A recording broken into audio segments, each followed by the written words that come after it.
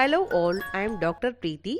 Today we are going to learn Neet Physics, the chapter which is called Vectors. In the Neet examination, the weightage of this vector chapter is 1%. We know the value of 1 mark in Neet examination. Vector chapter is very easy. Let's grab this 1 mark also. Come on students. The first topic we are going to see today is introduction of vector. What are called vectors? Let's say physical quantities having the magnitude, direction and obeying the laws of vector algebra are called vectors.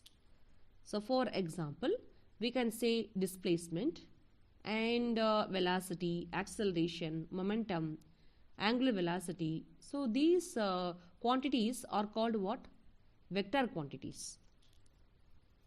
If a physical quantity has magnitude and direction both, then it does not imply that it is a vector. So for it to be a vector, the third condition of obeying the laws of vector algebra has to be satisfied. Let's see one simple example. The physical quantity electric current. Okay, it has both the magnitude and direction, but still we are saying it is a scalar. Why it is so? Because it disobeys the laws of vector algebra. Because it uses the scalar addition laws, not the vector addition. And one more thing, the total current in a circuit does not change when the angle between the wires carrying the current changes. So we are telling that it follows the scalar addition. It is not following the vector addition, nothing but triangle law and parallelogram law. So my dear students, try to understand what are the scalar quantities and what are the vector quantities. Okay, let's see the next part, types of vector. Yes, my dear students, now we are moving for types of vector. The first one, we start with the zero vector, otherwise called as null vector. So zero vector, it means that a vector having zero magnitude and no direction at all, that we call as a zero vector. A vector is said to be a zero vector when the magnitude of the vector is 0. It means that what? The starting point and the end point of the vector is same. For example, you are taking the line segment PQ.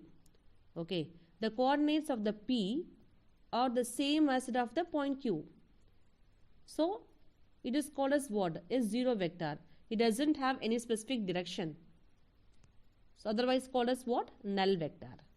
The next one, which is called as a unit vector. A vector is said to be a unit vector when the magnitude of the vector is 1 unit in length. Suppose if x is a vector having a magnitude x, then the unit vector is represented by x cap, okay, in direction of the vector, and it has a magnitude it is equal to 1. But the two unit vectors cannot be equal as they might have different directions. So try to understand, my dear students, a vector is said to be a unit vector when the magnitude of the vector is 1 unit in length. We always represented by a cap or a hat. A cap is equal to a vector by a. And next one is equal vectors. Equal vectors means the two vectors, let's say a vector and b vector, are said to be equal when they have equal magnitudes and same direction. That we call as what? Equal vectors. Next one we are going to see is collinear vector. A collinear vector, it is otherwise called as parallel vector, because when two or more than two vectors are parallel to one another, irrespective of the magnitude or direction. So kindly make note of it.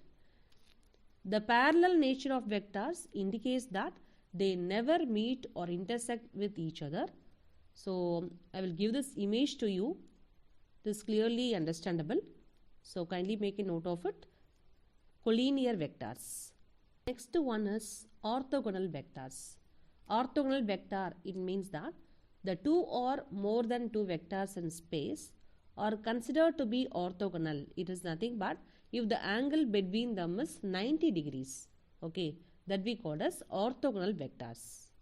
Next one is called as a axial vector. An axial vector is a vector which represents the rotational motion and acts along the axis of rotation.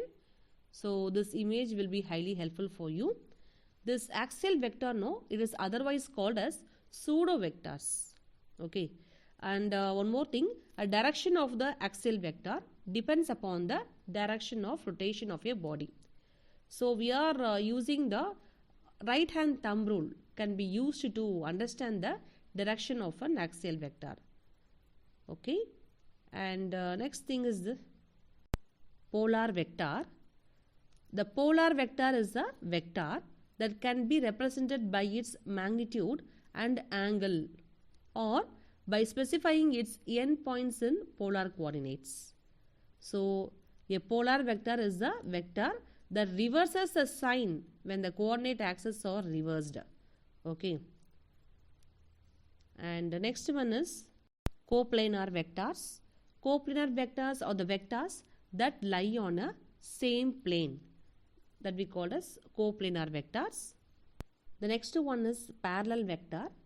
Parallel vectors are the vectors that are in the same direction or in the opposite direction of each other, and the parallel vectors can have different magnitudes. The next one is antiparallel vectors. The two vectors that are parallel but point in opposite directions with an angle of 180 degree between them, that we call as antiparallel vectors. I am telling you again, the two vectors that are parallel but point in where? Opposite directions with an angle of 180 degree between them, that we call as antiparallel vectors.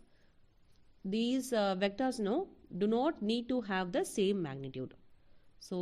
So my dear students, you have learned today the types of vectors: equal vectors, parallel vector, antiparallel vector, collinear vector, zero, unit vector, orthogonal vector, polar, axial and coplanar vectors.